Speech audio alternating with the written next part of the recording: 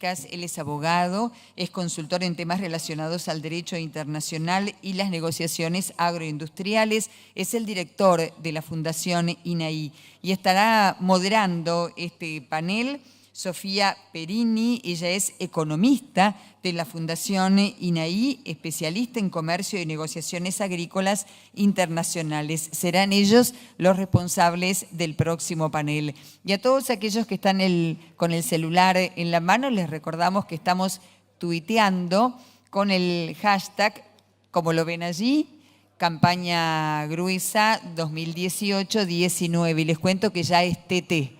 Es trending topic, así que si todos seguimos tuiteando información, así se mantendrá con la importancia que tiene este tema en general en la economía de nuestro país. Están entonces ya dispuestos los próximos disertantes, los recibimos si son tan amables con un aplauso y les pedimos entonces que se sumen al próximo panel. Muchas gracias.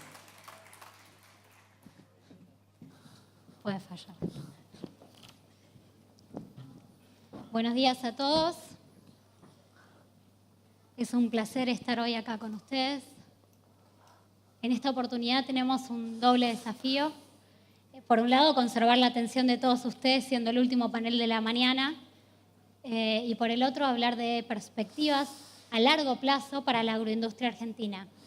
Y hablar de largo plazo en Argentina parece algo así como una misión imposible. Sin embargo, Nelson va a intentar o va a brindar algunas herramientas para permitirnos pensar en el largo plazo. Bueno, perdón. Bueno, muchas gracias, Sofía. Y sí, como vos mencionás, es un poco difícil plantarnos en el mediano y en el largo plazo, pero es necesario. O sea, debemos, como sector, como país, plantearnos qué proponemos y qué esperamos para este largo plazo. Para lo cual voy a presentar lo que son nuestras proyecciones de largo plazo para la agroindustria argentina para los próximos 10 años, pero primero necesito situarnos un poco en qué contexto nos encontramos. Un contexto en el cual vamos a analizar algunos factores de incertidumbre, no nos vamos a extender sobre todos porque no nos alcanza la jornada, para luego sí empezar y plantear qué esperamos en cuanto a nuestras proyecciones de largo plazo de acuerdo a la campaña 2027-2028. Y una vez que tengamos este escenario base o escenario continuación, como así lo denominamos, con algunos asteriscos como vamos a ver algunos escenarios alternativos. Y en este sentido nos vamos a centrar en los impactos de la guerra comercial entre Estados Unidos y sus socios comerciales para la agroindustria de Argentina. Esto es, no solo la producción, sino también el comercio exterior. Y por último, vamos a dejar algunas vías de acción. La Fundación INAI es intrínsecamente una institución que ha sido creada por la Bolsa de Cereales de Buenos Aires para promover el debate en el largo plazo, planteando desde las negociaciones. Entonces, vamos a analizar algunas posibles negociaciones que sirvan de alternativa para salir de este estancamiento. Bueno, como les decía, factores de incertidumbre. Nos podemos detener en 5 factores. En primer lugar, obviamente, lo que ya venía mencionando, las tensiones comerciales. Pero sería un poco corto de vista decir que el proteccionismo comienza con la asunción de Trump en el gobierno de Estados Unidos, sino que esto se remite a muchos años atrás. Incluso todavía estamos viendo los efectos de la crisis económica del 2008 y desde ese momento es que se empezó a hablar quizás con mayor importancia sobre proteccionismo. Y proteccionismo entendido no solo como las barreras que enfrentamos al momento de tratar de comercializar, sino también los paquetes de ayuda, los paquetes de subsidios que tan en boga están hoy para los farmers estadounidenses. Luego, siguiendo un poco, vamos a ver cómo las negociaciones comerciales, las negociaciones multilaterales por un lado, representado principalmente por la Organización Mundial de Comercio, están en un stand-by, están en un parate importante, pero también esto está sucediendo en las negociaciones mega regionales, es decir, aquellos procesos negociadores que vinieron un poco para tratar de sacar de su letargo a la OMC. Y a esto nos referimos a la salida de Trump del Acuerdo Transpacífico, el congelamiento de la negociación con la Unión Europea de lo que fue el Acuerdo Transatlántico y, por ejemplo, también vinculándonos con nuestra región, lo que es la negociación entre el Mercosur y la Unión Europea. También, y esto es una cuestión importante, el Brexit, es decir, de qué forma se va a manifestar o de qué forma se va a lograr este divorcio entre el Reino Unido y la Unión Europea.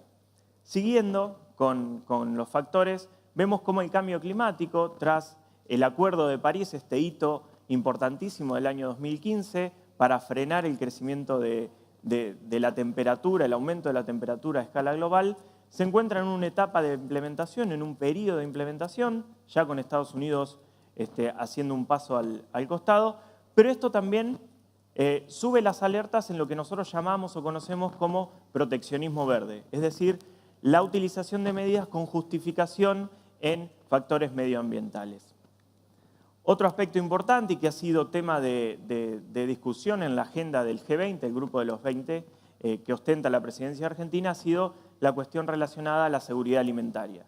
Seguridad alimentaria desde dos perspectivas, no solamente la falta de nutrición que afecta a 900 millones de personas a escala global, sino también la epidemia de obesidad que está sufriendo el mundo con más de 2.000 millones de personas malnutridas, pero en el sentido de obesidad. Y en ese sentido, la búsqueda del cumplimiento de lo que son los Objetivos de Desarrollo Sostenible a 2030. Y como país productor de alimentos, creemos que tenemos mucho para decir en esta cuestión. Y por último, todo esto contribuye a la volatilidad de precios. Un poco esto ya se vio en los paneles de la mañana y se va a seguir conversando durante los paneles de la tarde, pero tiene mucha vinculación con lo que son no solo las tensiones comerciales, sino también tensiones geopolíticas.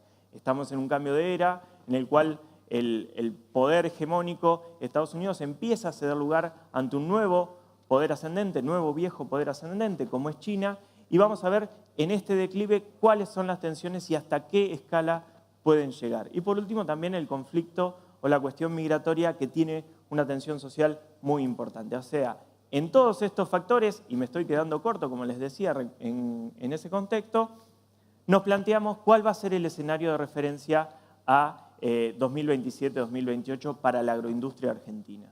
Y cuando hablamos de escenario continuación, asumimos la continuidad de políticas. Y en ese sentido, por ejemplo, en este escenario tenemos la eliminación de los derechos de exportación que se aplicaron actualmente hacia el 2020, es decir, cumpliendo con el cronograma prometido de acuerdo a la normativa. También tenemos la continuidad de la guerra comercial entre China y Estados Unidos por 2 años. Esto puede ser un tanto auspicioso, un tanto positivo, pero también puede suceder que se extienda en el largo plazo, como vamos a ver en los escenarios alternativos. Ahora, en este contexto, ¿cómo se plantea el comercio agroindustrial? Bueno, principalmente vemos que todavía el comercio representa una oportunidad cada vez más pequeña en el sentido de la tasa de crecimiento del comercio agrario, el comercio agroindustrial a nivel global ha ido decreciendo, es decir, todavía crece el comercio, todavía el mundo requiere los productos que produce Argentina, pero a una menor tasa. Estamos por debajo del 2%. Ahora, ¿qué es esperable que suceda con la producción argentina en este contexto de desaceleración del comercio global? Bueno, nosotros lo que vemos es que Argentina tiene todavía mucho para decir, mucho potencial para explotar. Esperamos para la campaña 2027-2028 una producción entre cereales y oleaginosas en torno a los 151 millones de toneladas. Fíjense cómo con el cambio de políticas, esto es el ERAMA que presentamos a finales de 2015, se esperaba alcanzar las 115 millones de toneladas para 2024, un número ya ampliamente superado. Es decir, que con distintos sets de políticas el potencial argentino puede aumentar y puede crecer a lo largo del periodo. Ahora, ¿cómo se compone este crecimiento o esta producción? Fíjense el crecimiento del maíz. El maíz representa 55 millones de toneladas, con un crecimiento del 28% respecto de la campaña que acaban de presentar los equipos técnicos de la Bolsa de Cereales. La soja también continúa creciendo, tengamos en cuenta que acá está impactada por la guerra comercial y por el diferencial arancelario, alcanzando las 60 millones de toneladas. Y por último, el trigo va a superar incluso el récord que se presentó hoy a la mañana, alcanzando casi los 22 millones de toneladas de producción hacia el final del periodo. De nuevo, esto se trata de escenarios base, escenarios de continuación, que nos permiten analizar qué pasaría si se producen ciertos cambios en políticas nacionales o políticas internacionales. Siguiendo con hacia dónde va a estar destinado todo este crecimiento, sabemos que el mercado interno ya se encuentra relativamente maduro en cuanto al consumo de los productos que produce el sector. Entonces, la vía del mercado externo se vuelve cada vez más importante, algo que venimos mencionando ya hace varios eventos. En ese sentido, vemos cómo gran parte de la producción de maíz va a ser destinada a los mercados de exportación, con 41 millones de toneladas esperadas para la campaña 27-28. Lo mismo sucede con soja, es decir, hay un crecimiento de la exportación de poroto de soja, en desmedro quizás de lo que es la exportación de aceite y harina de soja, que todavía crecen, pero a menores tasas respecto de otras campañas. Ahora, poniendo todo esto sobre el tapete, vamos a hacer un poco de análisis de escenarios alternativos y principalmente vamos a detenernos en lo que es la guerra comercial. Esto es parte de un trabajo que venimos desarrollando ya hace un par de meses con los técnicos de la Fundación INAI, en los cuales analizamos esto desde dos vías. Por un lado, el efecto de la medida china sobre el poroto de soja, esto fue un primer escalón, y después ver qué oportunidades en el corto plazo aparecen para Argentina para abastecer aquellos mercados en los cuales Estados Unidos vea vedado su ingreso. Y ahí incorporamos no solamente a China, sino también a Canadá, la Unión Europea, y recientemente hemos incorporado a México e India. Estos son los tres escenarios que analizamos. Un primer escenario de continuación en la aplicación de la medida china al poroto estadounidense, es decir, por los próximos 10 años. Un segundo escenario, incorporamos las listas de productos que se conocieron el pasado lunes. Por eso cuando Agustín mencionaba que estuvimos hasta el último momento cerrando los números, es literal. El pasado lunes China incorpora una nueva serie de productos que incluye no solamente al poroto que ya venía siendo aplicado, sino también a distintos eslabones de la cadena. También incorporamos India, incorporamos México y en un tercer escenario ponemos sobre la mesa los subsidios estadounidenses a los productos afectados por las retaliaciones de sus contrapartes comerciales. En ese sentido, incorporamos uno de los más importantes, como es este subsidio de $60 al poroto de soja que estaría otorgando el gobierno estadounidense. A ver, ¿cómo impacta esto? Bueno, en todos los escenarios vemos cómo aumenta la exportación de poroto. El poroto en este sentido termina siendo un gran beneficiado de esta guerra comercial o exacerbación de la guerra comercial, que cae un poco la proyección de exportación en el contexto de aplicación de subsidios. ¿Por qué? Porque el subsidio estadounidense termina diluyendo esta diferencia de precios entre que recibe o que ve el productor estadounidense respecto del productor argentino o el productor brasileño. O sea que esto ya deja de ser una buena noticia. Siguiendo esto, vemos también cómo el escenario para el crushing, para la molienda argentina de poroto, es negativo en todos los casos.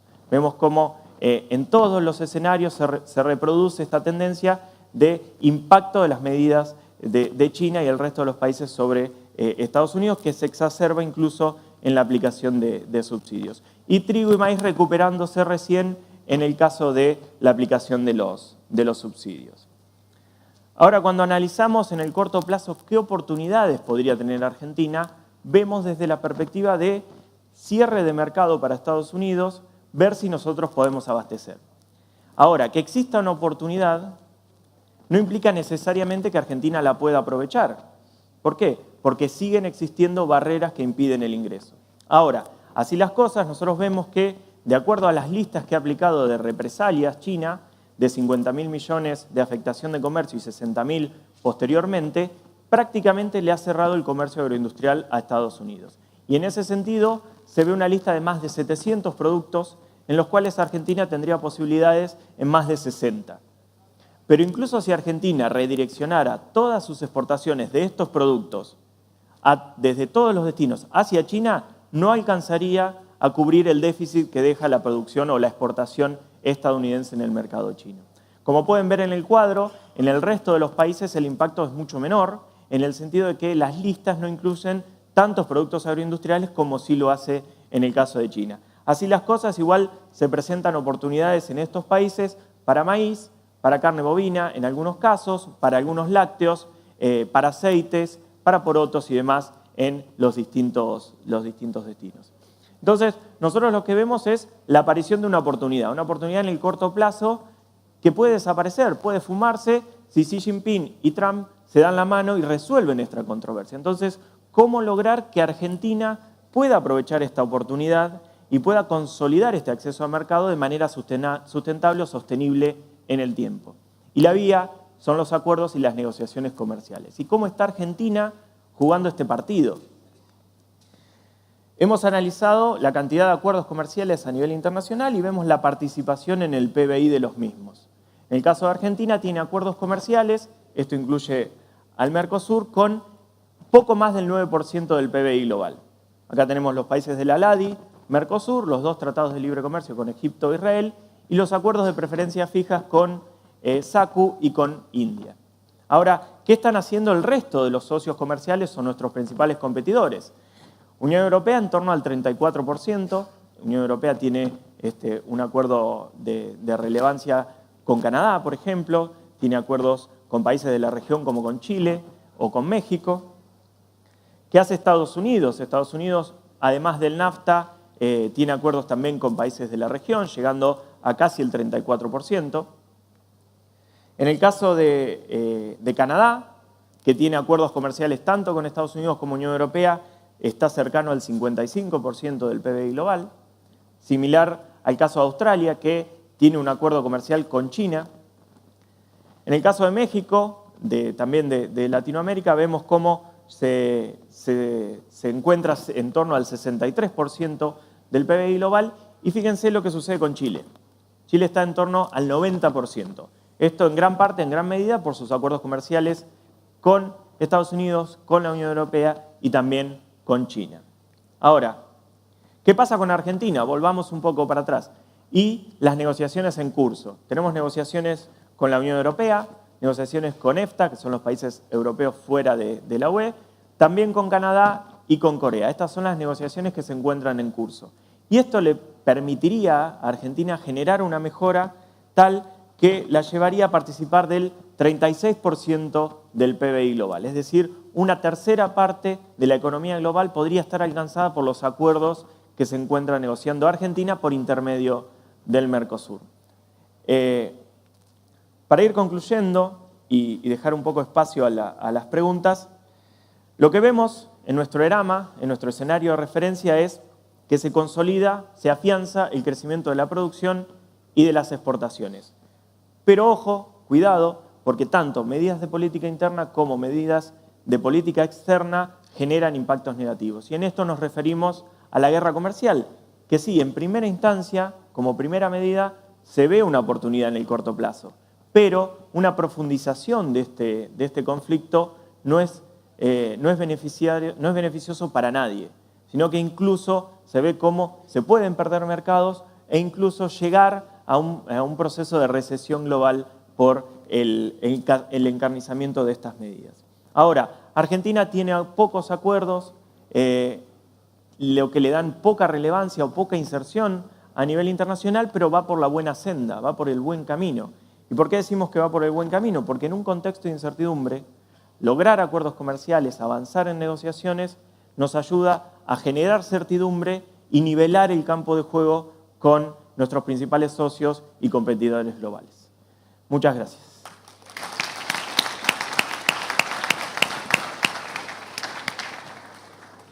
Muchas gracias, Nelson, por tu presentación. Creo que has planteado muy claramente algunos de los principales desafíos y oportunidades que se plantean para Argentina en la próxima década y, a su vez, la necesidad que tiene Argentina de encontrar alguna alternativa para avanzar en el acceso a mercados que podría quedar potencialmente vacante, por decirlo de alguna manera, si la guerra comercial dejara de ser una guerra comercial.